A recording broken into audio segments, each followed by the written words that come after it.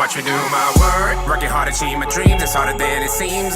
Watch you do my word. Sky's the limit, gotta hit it till you fit it, revel in it.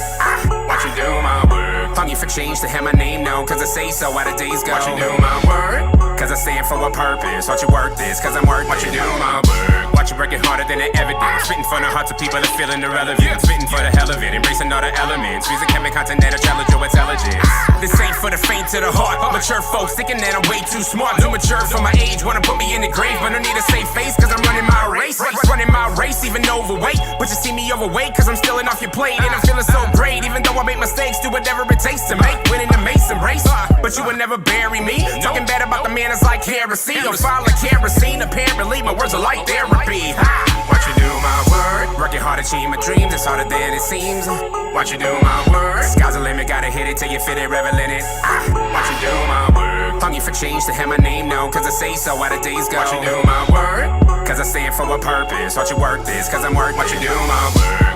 I don't look like a rapper, what they look like, what they sound like, why they sound right. I'm too busy cruising in my lane, I don't need to buy fame. And this is why I came to put in work in the hearts of man. There's nothing harder than I like a martyr can. Watch you do my work, watch you do it well. Been through hell and I'm telling a story that's so compelling. It's got me screaming and yelling, negative is a repellent. And ain't no dreams I'm selling, cause it gets to know I'm rebelling. I work hard, you can tell, full of heart.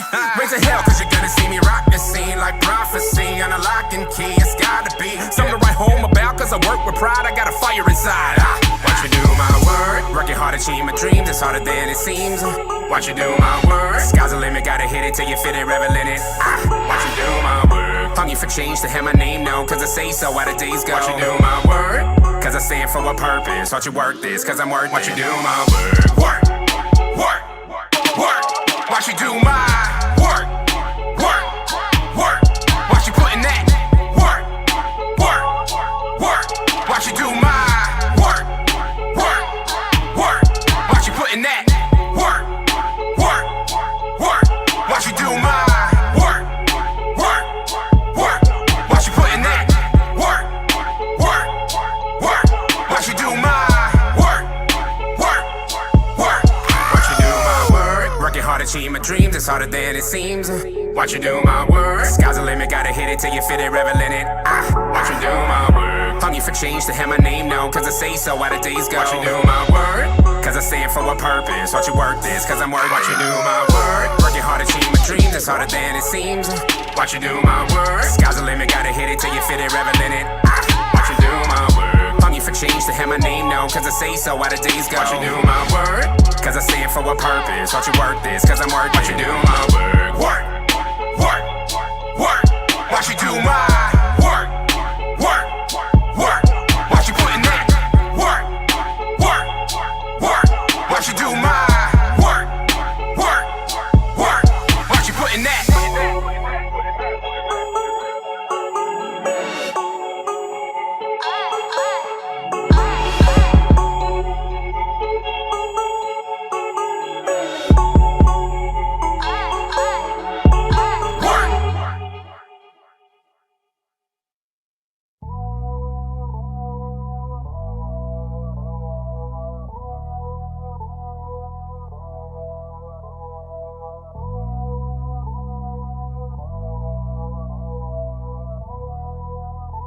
We have a problem.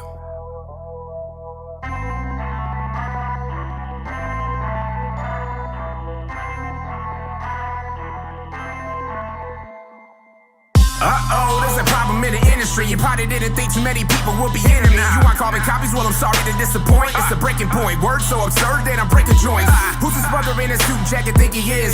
Don't he know that rappers ain't taking this serious? It's all about making hits, lyrics to the side. Humility isn't welcome cause we're talking about pride.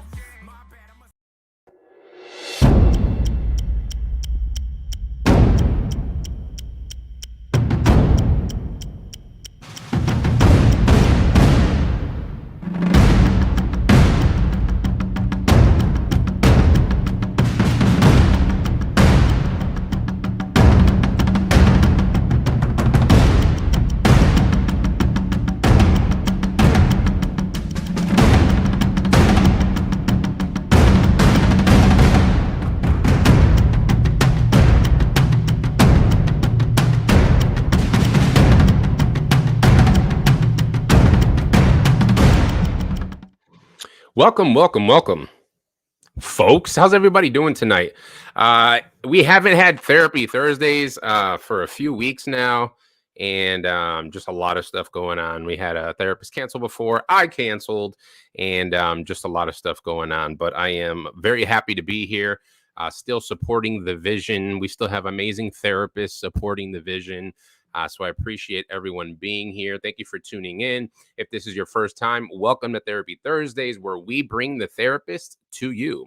This is an amazing platform where we discuss all things therapy related and mental health related, but we hear it directly from the pros. So we have licensed therapists that come on as our guests every single episode. They are donating their time. They are not getting paid for this. So this is amazing, credible information and free. I don't know where else you get that from, but it's an honor and a pleasure to just host this show. It's amazing. I learned so much. Today's topic, I told our guests, I was like, I don't even know how how these two affect one another, but I'm excited to learn too. I learned so much. I get challenged, and it's just an honor to be here. It's just a really cool format. We are streaming live. So if you are joining us from YouTube, welcome. Thank you for being here. Please feel free to leave some comments. Please like the video, subscribe to the channel. But one of the cool things about this show is that it's live. So for those who want to take advantage of it, we do allow questions and comments to be submitted during the show. And if you're able to submit a comment or question, we will get it answered and responded to by either myself or the therapist or the guest. I'm telling you now, 99% it will be the therapist answering the questions. But still, I'm just happy to be here. This is a beautiful platform, and I'm really glad that mental health is being taken so seriously nowadays. There are more resources available than ever before. So please take advantage of this amazing resource. I myself am not a therapist, but I am a product of therapy. I went to therapy and continue to about 7 years or so now, and I've grown tremendously from it. It's been an amazing experience. I've been able to heal from some things, let some things go, just become a greater person and a better person. And from that, my relationships have gotten better and deeper and more significant, and life has just gotten brighter. So I believe in it thoroughly, and I wanted to put on this show so that other people can know the amazing resource that therapy is, and you have access to it. So I wanted you to know what it is. We also want to correct misinformation out there, because therapy can often be portrayed incorrectly. Many times it's just somebody laying on a couch and a therapist is just sitting there constantly asking you, how does that make you feel? That is not real therapy. So do not rely on the media to deliver real therapy to you. Shows like this, you get real access to real therapists to find out what it's really like. And you get to find out the therapists, they're not some crazy breed of alien that just got dropped on this planet. These are real people. They have their own issues. They have their own struggles. Many of my guests actually have gone through therapy themselves, which is what made them want to become therapists. So this is just great. This is a place to be honest, to be raw, to be emotional, to be weak, because in some area we're all weak and we all can get better. So the sooner you come to terms with that, the sooner you'll start your growing process. So before I bring on our wonderful guest, I am going to read our disclaimer.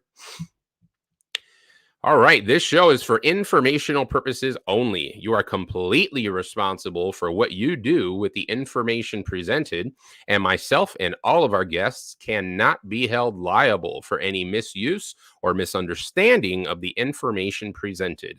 Please always consult a trained mental health professional before making any decisions regarding treatment of yourself and others. Awesome. If I remember correctly, I actually believe this is our guest's first time being on the show. We tried to get her on the show, I think, like 2 other times, and it didn't happen. So we finally got her here, and what that means is that tonight's show is going to be extra special. So I'm really excited about that. Yeah, so I will allow her to introduce herself, but please help me to welcome our guest, Kate Maurer. Hello, Kate. How are you? Yeah, pretty good. How are you doing? Wonderful. Thank you so much for being here. Thanks for having me. Absolutely. Yeah. Like I said, We've been working on this for a while, getting you Yeah, here. we had a couple trip ups there, but I'm glad to be here. Absolutely. Yeah. Yeah. Happy that you're here. Awesome. Well, if you can please give us a short introduction to yourself, who you are, how long you've been practicing.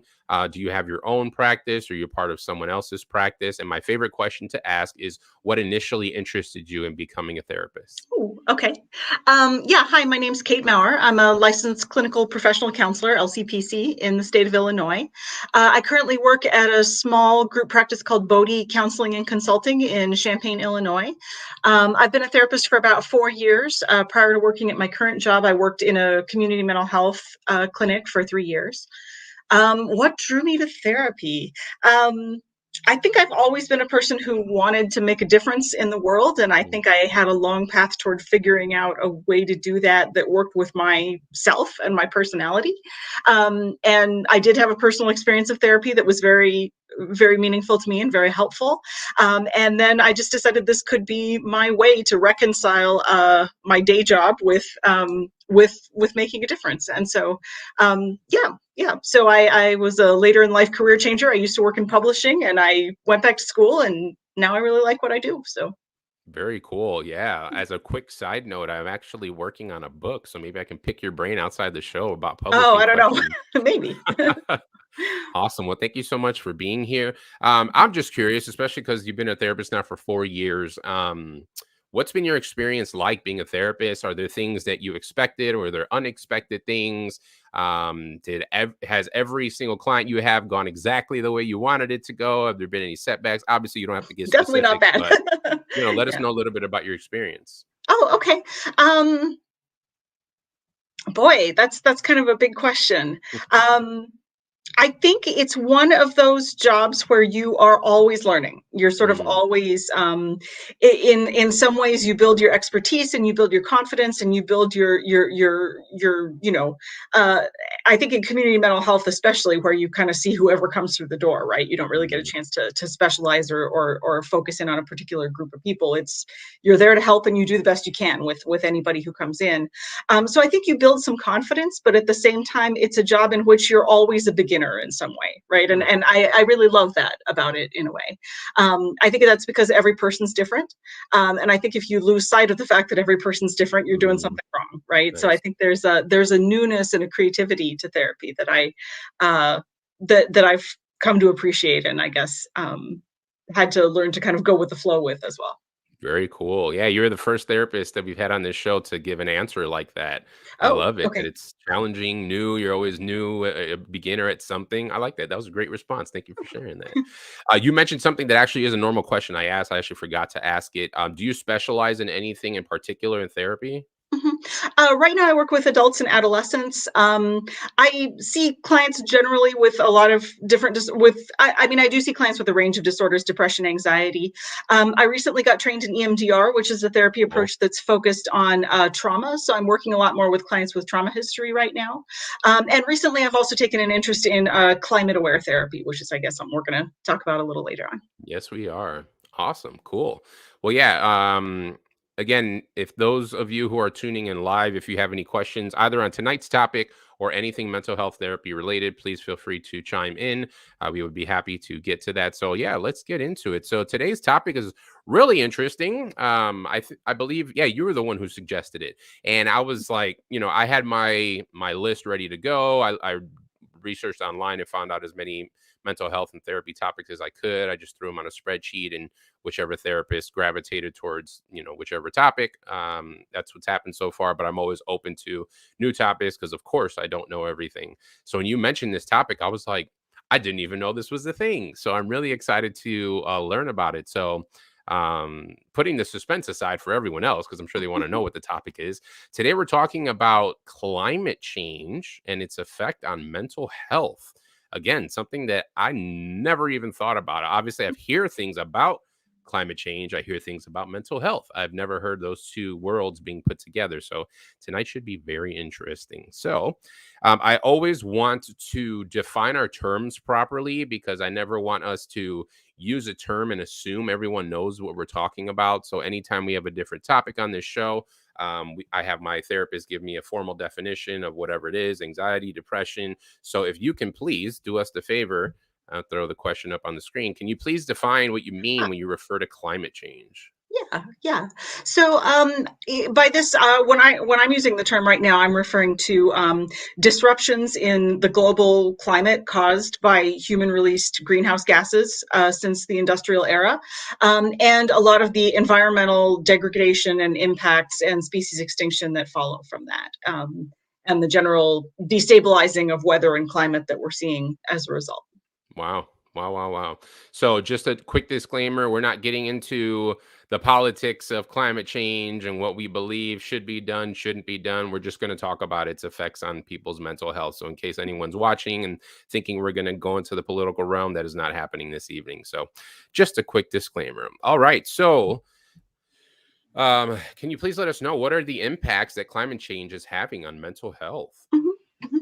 Yeah, so I think you can kind of separate these into, well, it's not a crisp line, but you can separate kind of direct impacts of those changes we're already seeing in the climate and indirect impacts of anxiety, anticipatory stress, things like that that are affecting a lot of people pretty broadly. So the first one's kind of very easy to understand. It's trauma and stressors that we already know affect people, right? For example, being involved in a natural disaster, losing your home to a wildfire, losing your livelihood if you are a fisherman or a farmer, or in other way your livelihood is connected to an ecosystem, Hmm. experiencing trauma from a natural disaster that's been intensified due to the destabilization of the climate. So those sorts of things we know already have an impact on mental health, and are just things that we're likely to see more of as we see some of these effects on the climate.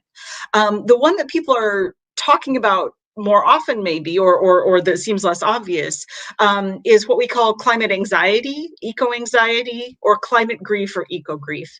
And these are the very understandable emotions that people have when they think about the current and future impacts of climate change on the planet that we live on, and on the world that they live in, on the communities that they live in, and things like that. So emotions of anxiety, dread, fear, worry, sense of grief and loss for landscapes or species that are going extinct, or places that are forever changed by the changes in the climate, things like that.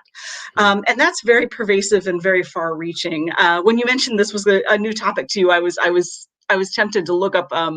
There's a lot of research on this, but one recent article was published in The Lancet, and involved a survey of over 10,000 adolescents and young people from many countries.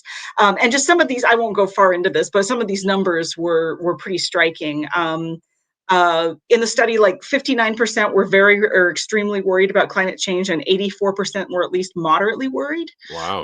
More than half reported feeling sad, anxious, angry, powerless, helpless, and guilty. And I think just over 75% said that they think the future is frightening. Um, and I think just over half agreed with a statement along the lines of humanity is doomed. So, Wow. climate change is really, particularly among young people, but I think among a lot of people who are paying attention or are being directly impacted, um, are is affects our mental health, because the world we live in affects our mental health, right? And the Right. realities we live with affect our mental health. So Right. that's a bit of a summary. Like all other sorts of trauma and stress, these are additive. So if you're already a person who has a trauma history, Mm. including generational trauma, or if you're part of a marginalized community, all these things are likely to compound those things and interact with them and intersect with them. Um, yeah, and it's more challenging for people who already might have some predisposition to anxiety or depression. So Okay, awesome. Yeah, a lot of my questions tonight are obviously you provided some to me, but most of my questions I'll just think of on the spot. But they are definitely coming from a place of ignorance because, like I said, I know nothing of how this affects us. So you mentioned a number, and I was going to follow up with that question. That since this is new to me, it, are there actual numbers and data that you know of that shows like what percentage of the population is actually affected by climate change? But you mean like mental health Mental impacts of climate health. change? Yes, Yeah, yes, yes. yeah. I think most of the data is similar to that study I just quoted, in that it's kind of survey data asking people to just talk about how they're feeling, right? And talk about what their emotions are. In terms of those direct impacts, I'm not quite sure if how that research has been done. But yeah, I think it's a prevalent theme in surveys right now, that look into this topic and that look into kind of young people's feelings about the future and things like that. Mm, I think there have also been some studies related to this, the impact on people's life choices of climate change. For example, some people who are feeling very pessimistic about the future, or are it's playing into their decision whether to have children or not. I think mm. not everyone takes that feels that comes into account, but I think it's on people's minds Yeah, that makes sense. as they make the choice to bring a child into the world. Wow. Yes. So yes, climate change affects our mental health. I am convinced. That I was hope I didn't just affect your mental health, but no, no, no, no, no. I'm okay. I'm not worried about that. At least personally. But no, thank you for teaching me. This is a new area. I love to learn. I will explain. I will expand my brain as much as it will allow me to. So I love learning new stuff. Cool. So of those people that are affected, who is the most impacted by mental health impacts of climate change? Mhm, mhm. Well, some of what we know is that young people seem to be particularly aware of this, Mm, in part just because when we look at projections of the future and some of the likely intensifying impacts of climate change, um, displacement, parts of the world becoming much more difficult to live in, increased natural disasters, sea level rise, those are decades out, and they're more likely to be around to see it, right? Just to be mm, very frank, you know. right. There's also a sense of anger and betrayal among a lot of young people. I think that these problems were kind of caused before they were around, and that Mm, governments and people have kind of failed to address them fully. Um, there's people of already marginalized and traumatized communities are in many ways more likely to be affected by climate change, often by direct effects. Um, for example, like pollution more prevalent in areas of cities where a lot of Black, Indigenous people of color live. There was a recent study in response to a heat wave in Oregon, I think, that actually mapped the formerly redlined areas of a city, mm, areas in which people had been denied homeownership based on race in the past. yeah. And those directly corresponded with the hottest parts of the city during this heat wave. Very So interesting. just the ways in which our society is sort of segregated and arranged intensifies certain direct effects of climate change themselves. And also when you think about generational trauma and stress and existential threats kind of compounding each other, that's a factor as well. I think Wow. obviously people who are activists, I think, are very affected in terms of their mental health by the enormity of the problem and some of their struggles to make progress in dealing with it. So I think burnout and struggles among activists are pretty prevalent. Mm, And people with other, I think I already kind of mentioned this, but people with existing trauma history or other mental health problems, right, are more likely to be, if they do perceive this as part of what's bothering them, or as part of their distress, it's likely to be a little bit harder to deal with. okay. Have you had any clients come to you specifically for dealing with issues regarding climate change and their mental health? Yeah. Most often it's not the only thing that brings them into therapy, but for most people, I think it's part of the picture, right? Mm, Or for people with whom I talk about it, and not all of my clients are bringing mm, this up in therapy. But yeah, I think it's part of the overall distress and struggle to cope that a lot of people perceive. I think that sense that the news of the world is just kind of persistent and catastrophic and overwhelming, I think yeah. is really compounded by that by a lot of people.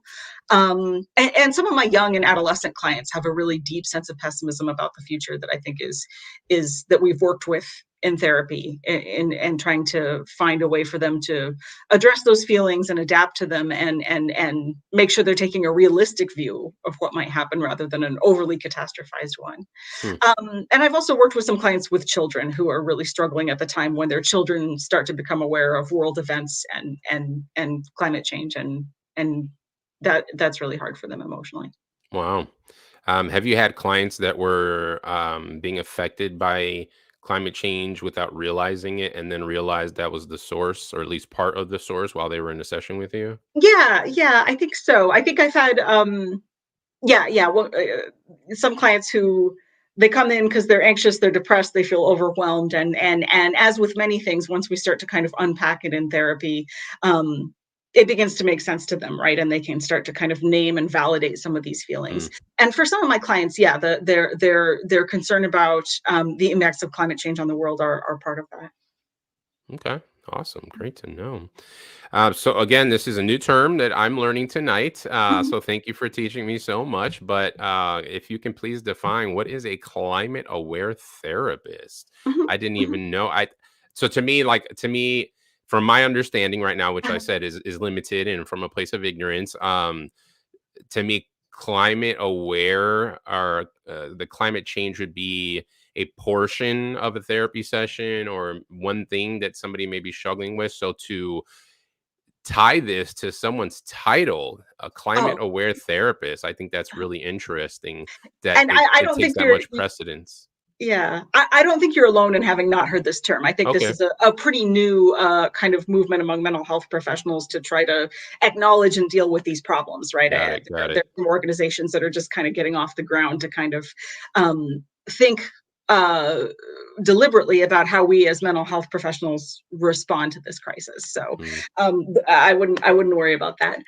So climate aware therapist isn't a credential or a particular form of training, but it's more of an orientation towards climate change. And I think Mm, the most important thing about being a climate aware therapist is really to not define climate distress as a mental disorder, but rather to kind of validate it as a human response to what we're facing and what we're mm, dealing with. So climate aware therapy would be therapy that doesn't just assume that you wouldn't feel this way about climate change if you didn't have anxiety or didn't have mm, an anxiety disorder, right? Or if we just kind of change how you're looking at the world, you're not going to feel distressed about climate anymore.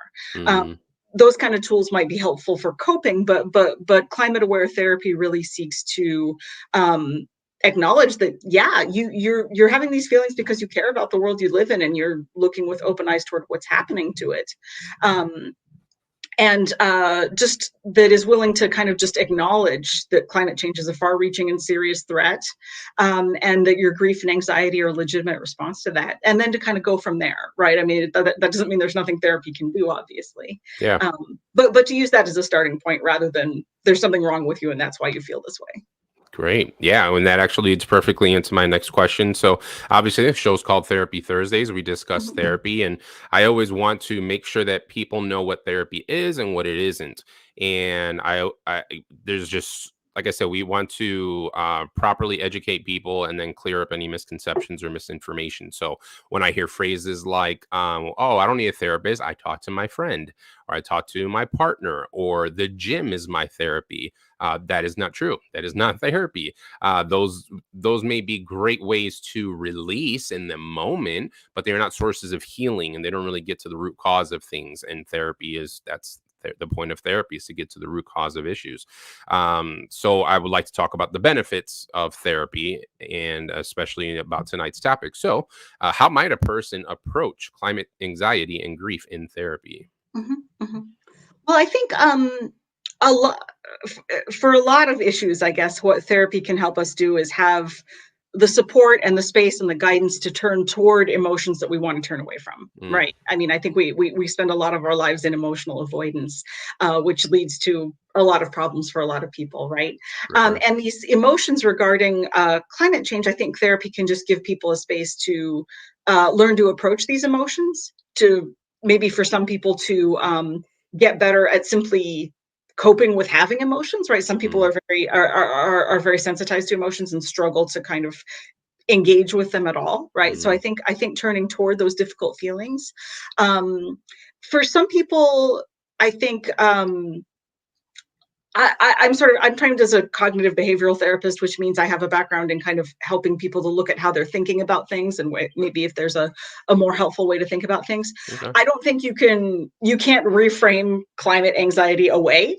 But I Mm, think for some people, there's opportunities to kind of look at how you're thinking about things and find more helpful ways to think about them. mm, For example, if you're looking at an extreme binary of everything's going to be okay versus we're all doomed, right? Well, right. in reality, most of the likely outcomes lay between those two, right? And Hmm. and kind of adapting to that. That makes sense. Um, so I think learning some coping strategies, a few cognitive approaches, and I think a lot of it is also seeking meaning in your life, right? And acknowledging that you haven't chosen the whole circumstances of the world in which you live, but Mm, finding a way to engage with that that feels meaningful, and kind of addressing some of those even kind of existential concerns, like, you know, what does it mean to me to live a meaningful life in this time and place that I find myself plopped down into, right? And I think therapy can provide a space for some people to work through those issues and identify ways to get unstuck from these really scary emotions and move forward.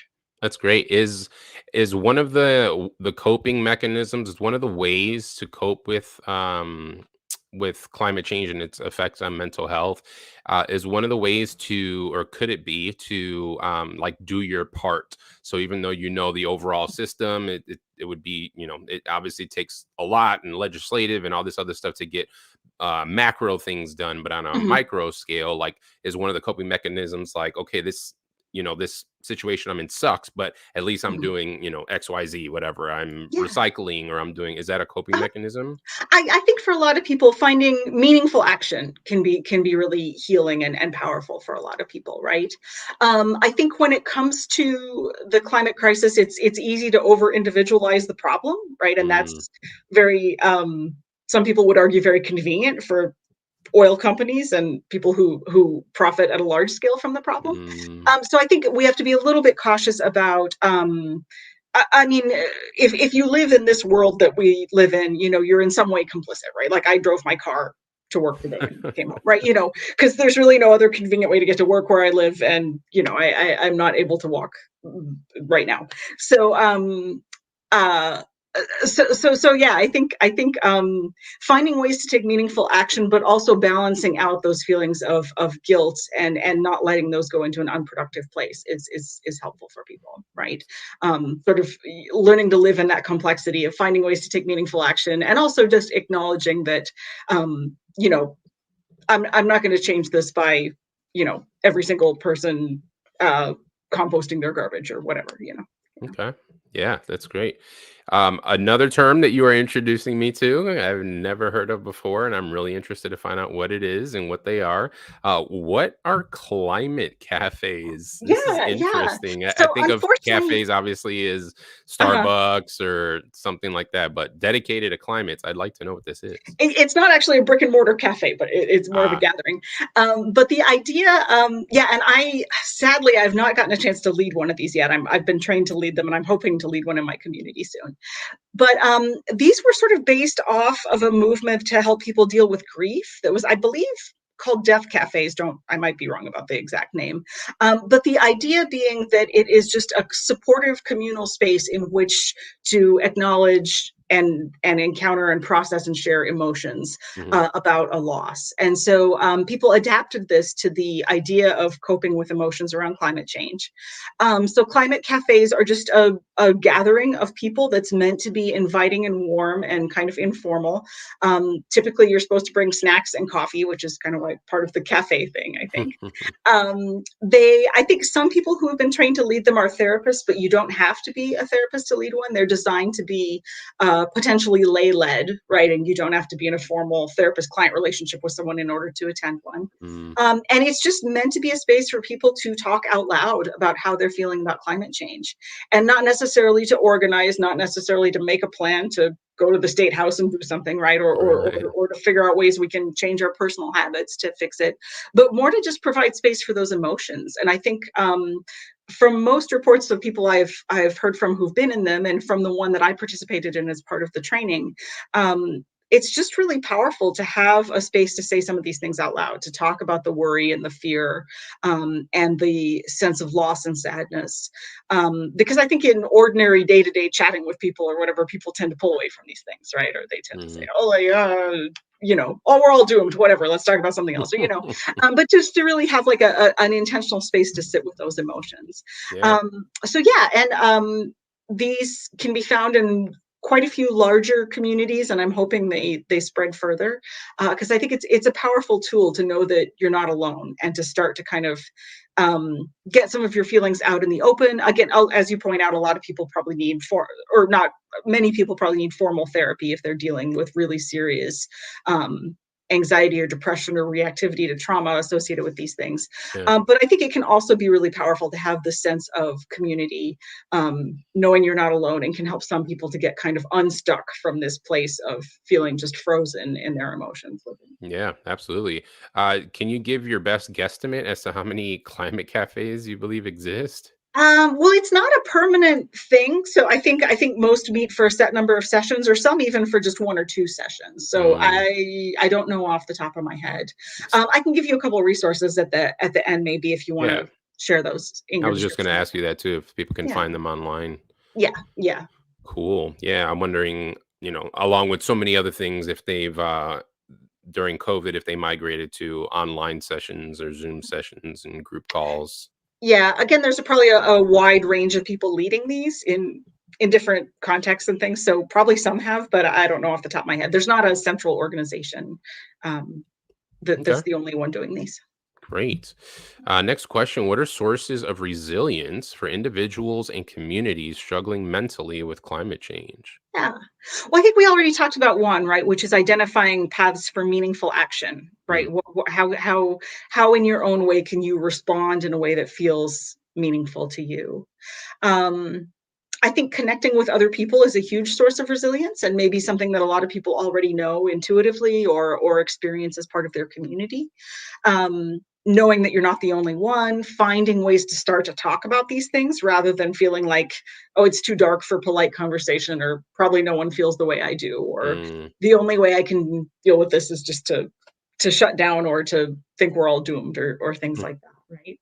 Um, I think a big one is learning to live with uncertainty. Like I great. hear a certain what something really I thought profound that I noticed, that I read one writer whose name I can't remember right now, say, is that uh, we're all doomed, or thinking in apocalyptic terms, is actually a way of dealing with uncertainty, weirdly, right? Like it's a dark way of dealing with uncertainty, but for some people it feels more comfortable than to Mm, say, we don't know what's going to happen, probably some things are going to be bad, but we don't know exactly how it's going to unfold, right? And wow. I think for a lot of people, and then of course the other response to uncertainty is, we're all going to be fine, it's all fine, or it's not happening, or I'm going to completely ignore it, right? Mm, So I think this is something that a lot of people struggle with in their lives in general, but particularly with climate change. I think learning to live in uncertainty and with complexity can be very powerful.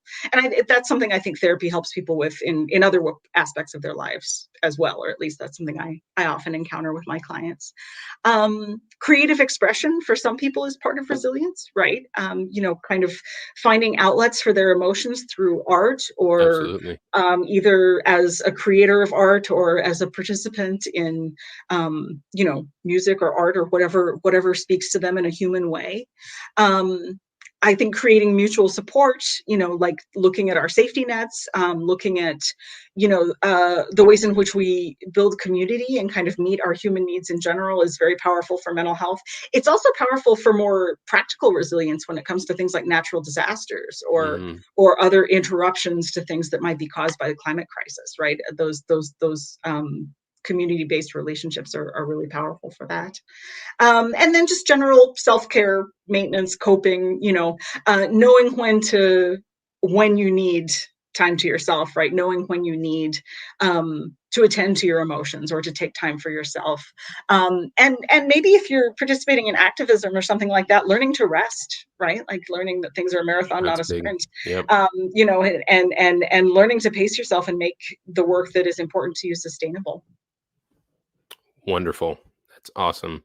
If anybody is watching that struggles with this, that knows that climate change is affecting their mental health, do you have any suggestions for them? Obviously, the goal of the show is to guide them towards therapy. If Mhm. they seek a therapist, are there any specific things that they should look for?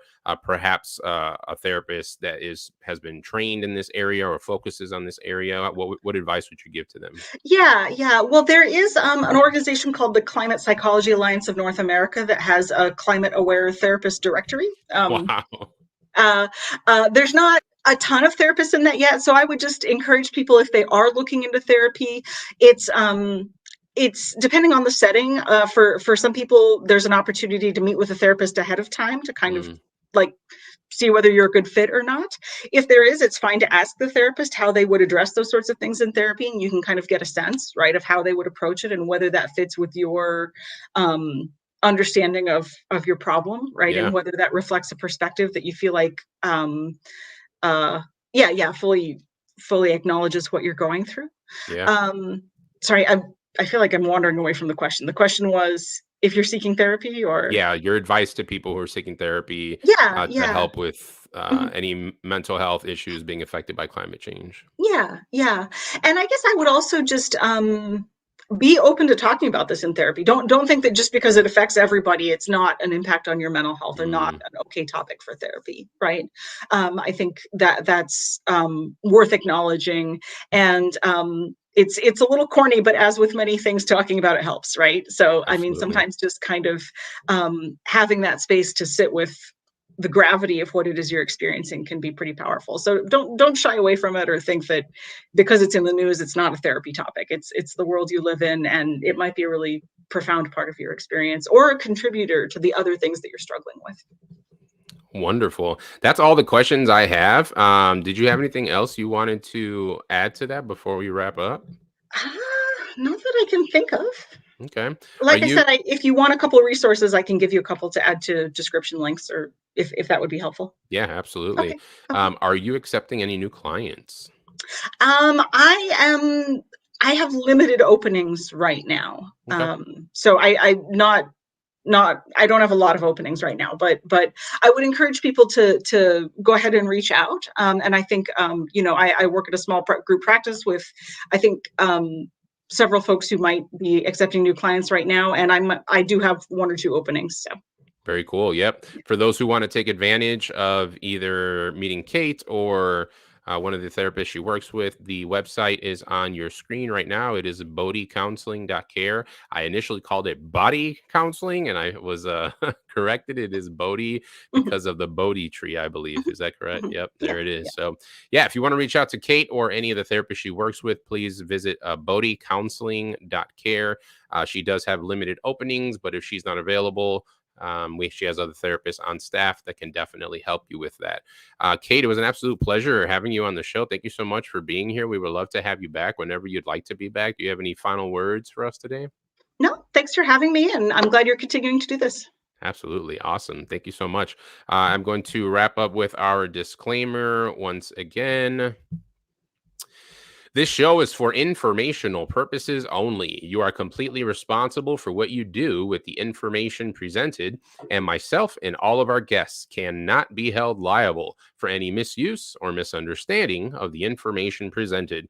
Please always consult a trained mental health professional before making any decisions regarding treatment of yourself and others. Thank you, Kate, again for being on the show. You were wonderful. Thank you so much for being here. I'm glad we finally got you on the show. Hey. Yeah, thank you so much for being here. Everyone else, thank you for being here. We will be back on Thursday and every Thursday at 7 p.m. Central Standard Time to discuss another therapeutic topic, mental health topic with another wonderful guest therapist. So thank you guys for tuning in, and we'll see you soon. Have a good night. Work, work, watch you do my work.